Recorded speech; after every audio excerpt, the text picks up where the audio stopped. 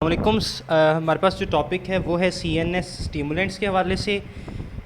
CNS stimulants के हवाले से सबसे पहले हम कुछ जनरल न्यूरोट्रांसमीटर्स देख लेते हैं जो हमारी बॉडी में डिफरेंट एक्शंस के लिए रिस्पॉन्सिबल होते हैं। लाइक एड्रीनालिन है, फ़ाइट और फ्लाइट के मैकेनिज़्म को कंट्रोल कर रहा होता है।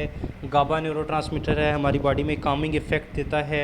एसिटाइलकोलिन है, लर्निंग में, ठीक है, अटेंशन में, फोकस क्रिएट करने में हेल्प करता है। मेमोरी डेवलप करने में हेल्प करता है। नॉर एड्रीनालिन किसी चीज़ के ऊपर कंसंट्रेशन डेवलप करने में हेल्प करता है। इसी तरीके से डोपामीन है, प्लेजर में हेल्प करता है, प्लेजर फीलिंग देता है। ग्लूटामीन अगेन जो है लर्निंग एंड मेमोरी डेवलपमेंट में हेल्प करता है। एंडोर्फिन्स जो है ये यूफोरिया का इफ़ेक्ट क्रिएट करते हैं। सेरोटोनिन जो है ये मूड्स हैप्पी जो है हैप्पीनेस और हेल्दी मूड के लिए रिस्पॉन्सिबल होता है। नेक्स्ट जो है, अब सीएनएस स्टिमुलेंट की तरफ आते हैं कि सीएनएस स्टिमुलेंट्स हैं क्या। वो ड्रग्स हैं जो सीएनएस के एक्शंस को प्रमोट करती हैं या एक्शंस को बढ़ाती हैं, उसको स्टिमुलेट करती हैं। ऐसी ड्रग्स को हम नाम देते हैं सीएनएस स्टिमुलेंट्स का। अब सीएनएस स्टिमुलेंट्स के अंदर डिफरेंट किस्म के न्यूरोट्रांसमीटर्स इन्वॉल्व होते हैं। कुछ उसमें अमाइनो एसिड ट्रांसमीटर्स हैं दैट मे बी एक्साइटेटरी और इनहिबिटरी। एक्साइटेटरी में हमारे पास एग्जांपल आ जाती है ग्लूटामेट, एस्पार्टेट। देन इनहिबिटरी में हमारे पास गाबा और ग्लाइसिन आ जाता है। तो ये डिफरेंट किस्म के हमारे पास न्यूरोट्रांसमीटर है। But moving towards the classification of CNS stimulant, तो सीएनएस स्टिमुलेंट को क्लासीफाई किया जाता है। सबसे पहली इसकी मेजर क्लास है कार्टिकल स्टिमुलेंट्स। कार्टिकल स्टिमुलेंट्स में फर्दर दो इसकी सब क्लासेस हैं। First one is psychomotor stimulants like amphetamine and other related drugs like methamphetamine. And second sub class is psychomimetics that may involve hallucinogenics and psychedelics like LSD, ठीक है। और second इसमें जो drug आ जाती है, जो इसकी क्लास है, वो है ब्रेन स्टेम स्टिमुलेंट्स। उसमें पिक्रोटॉक्सिन आ जाती है, ठीक है। और उसके पिक्रोटॉक्सिन के बाद जो इसके बाद फिर आगे इसमें स्पाइनल कॉर्ड स्टिमुलेंट्स आ जाते हैं। स्पाइनल कॉर्ड स्टिमुलेंट में हमारे पास जो ड्रग आती है उसकी एग्जांपल आप ले सकते हैं स्ट्रिक्निन। देन इसके बाद हम सबसे पहले इसकी ड्रग्स की तरफ चलते हैं। पहली साइकोमोटर स्टिमुलेंट। साइकोमोटर स्टिमुलेंट में हमारे पास एम्फीटामिन एंड अदर रिलेटेड कंपाउंड्स आ जाते हैं, ठीक है। जैसे डेक्स्ट्रोएम्फीटामिन है, मेथएम्फीटामिन है, मिथाइलफेनिडेट है।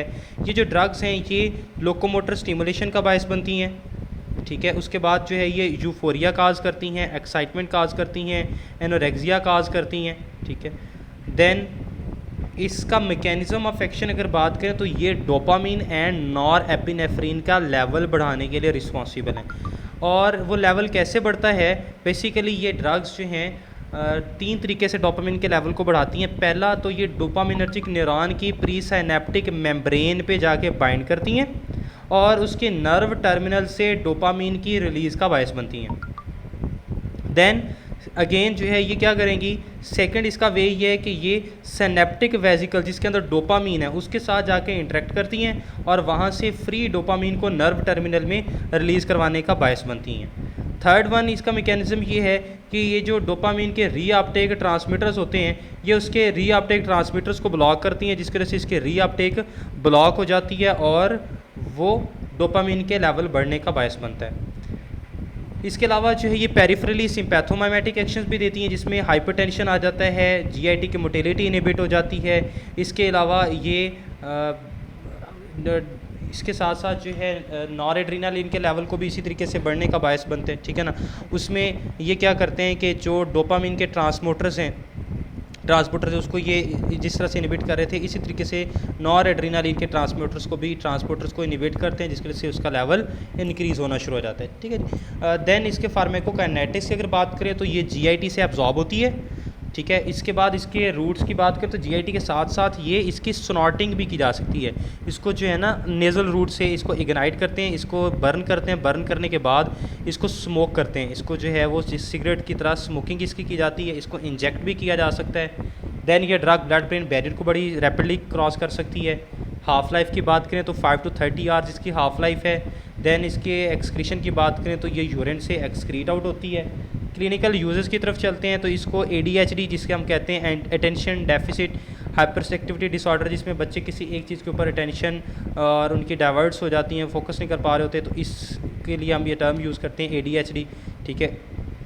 प्रॉपर अटेंशन पे नहीं कर पा रहे थे, उसको ट्रीट करने के लिए इस्तेमाल किया जा सकता है। दैन नार्कोलेप्सी को ट्रीट करने के लिए इस्तेमाल किया जाता है। नार्कोलेप्सी भी एपिलेप्सी की एक टाइप ही है, लेकिन इसमें पेशेंट जो है वो बैठे बैठे सडनली सो जाता है, अचानक वो सो जाता है, नार्कोलेप्सी। दैन एपिटाइट सप्रेशन में इसका इफेक्ट है कि ये एपिटाइट को सप्रेस करती है, इससे ये ख्याल किया गया कि भाई इस वजह से फिर हम इसको ओबेसिटी को ट्रीट करने के लिए इस्तेमाल कर सकते हैं। बट लेटर ऑन ये पता चला कि नहीं जी, इसकी वजह से एक बड़ा एडवर्स इफेक्ट आता है कि ये पल्मोनरी हाइपरटेंशन काज करती है, जिसकी वजह से हम इसको एपिटाइट सप्रेशन के लिए इस्तेमाल नहीं कर सकते। Okay fine. देन इसके टॉलरेंस एंड डिपेंडेंस की बात करें तो ये यूफोरिक और एनोरेक्सिक इफेक्ट्स के अगेंस्ट बहुत जल्दी टॉलरेंस डेवलप कर लेती है, ठीक है जी। और इसकी जो डिपेंडेंस है वो इसके अनप्लेजेंट इफेक्ट्स के साथ एसोसिएटेड होती है। विदड्रॉल सिम्टम्स इसके जो है वो एज सच नहीं सामने आते। देन इसके एडीआरस की अगर बात करें तो ये हाइपरटेंशन काज करती है, एनोरेक्सिया काज कर सकती है, इंसोम्निया काज कर सकती है।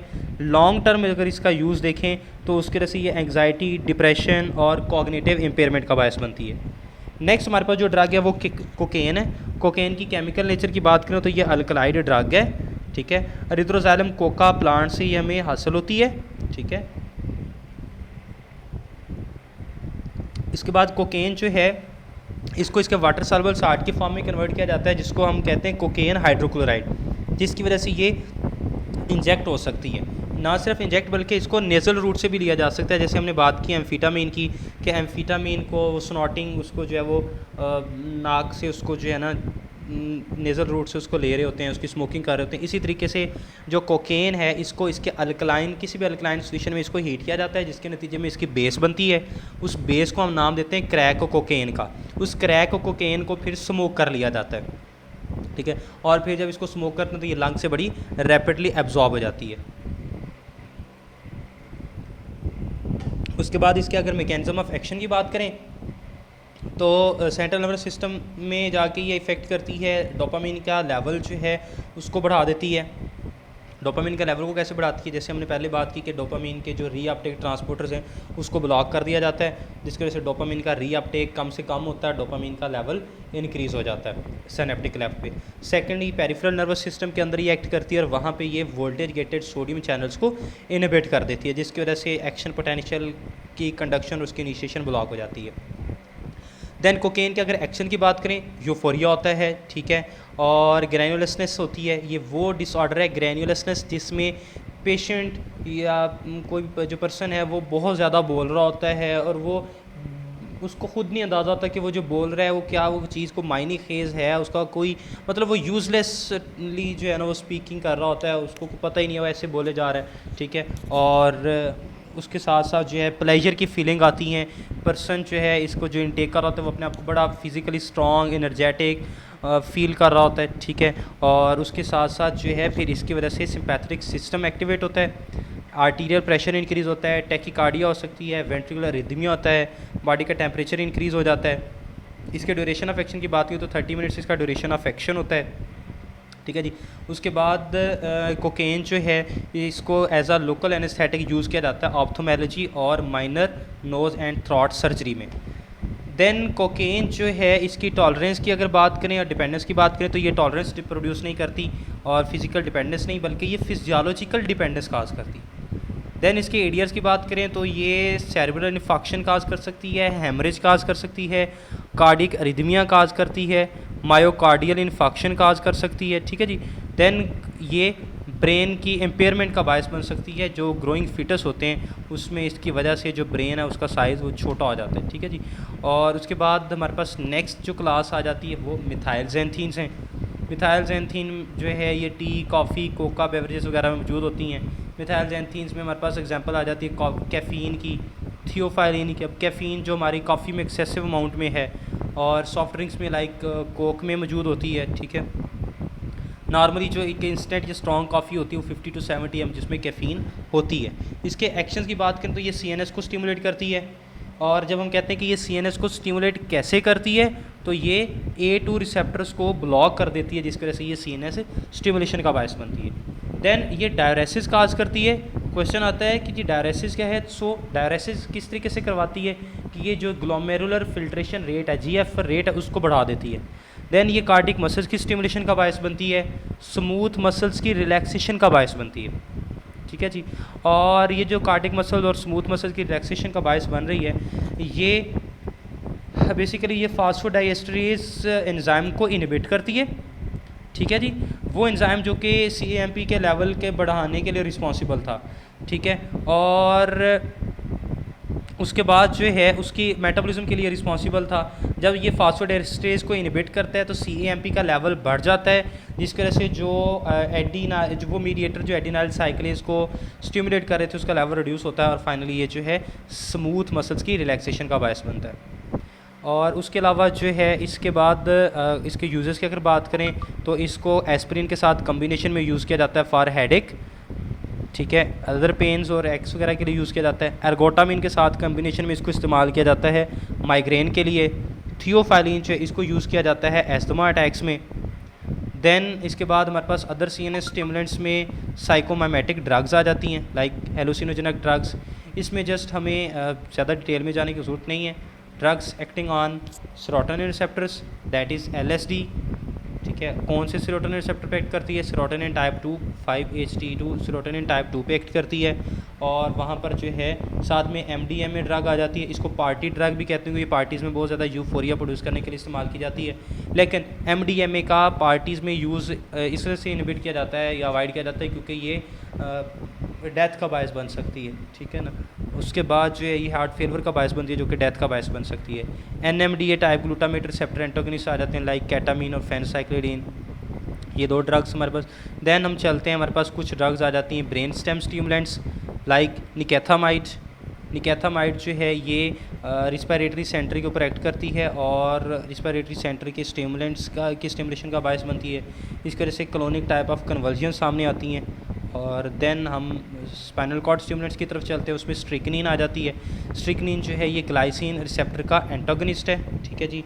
और इसकी वजह से ये कन्वर्जन्स जो हैं वो सामने आते हैं, लेकिन उसमें टर्म सामने आती है ओपिस्थोटोनिस। ओपिस्थोटोनिस में जो बॉडी है वो आर्क शेप की हो जाती है, like we can see here in this diagram कि बॉडी इस तरीके से आर्क लाइक हो जाती है। So it's all about CNS stimulants.